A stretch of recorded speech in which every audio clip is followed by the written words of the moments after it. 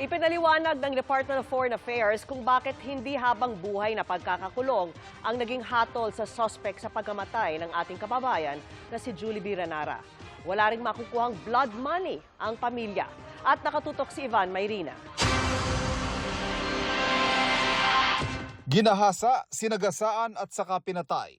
Ganyan ang kalunos-lunos sa sinapit ng 35 anyos sa Pinay na si Julie B. Cabilis Ranara na natagpuan ng sunog na bangkay sa isang disyerto sa Kuwait nitong Enero.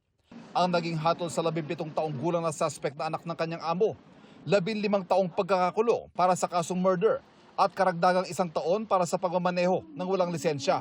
From the beginning, hindi naman talaga pwedeng full life imprisonment or what dahil nga sa pagiging minor de edad ng akusado. No? Ganun pa man, hindi na-absuelto, hindi nagkaroon ng whitewash at napakabilis na pag-atol sa kanya. Dahil hindi bitay ang hatol, hindi maaaring mapatawad ang may sala at mapaganang sentensya sa pamagitan ng blood money ayon sa DFA. Karaniwang may kaakibat ding danyo sa mga ganitong hatol pero inaantabayanan ng gobyerno na aapela ang kampo ng suspect kaya patuloy raw nila itong babantayan. May 30 araw ang kampo ng suspect para umapila. Hindi applicable ang blood money pero dapat may moral damages or compensatory damages. So, yun, makukulong siya. Kahit anong bigay niya ng damages, nakakulong pa rin siya.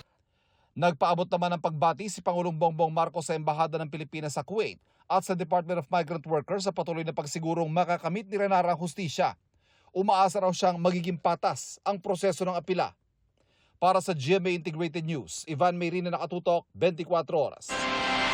Mga kapuso, kasama nyo kami 24 oras. Mag-subscribe sa GMA Integrated News sa YouTube. Sa mga kapuso abroad, bisitahin ang GMA Pinoy TV at www.gmanews.tv.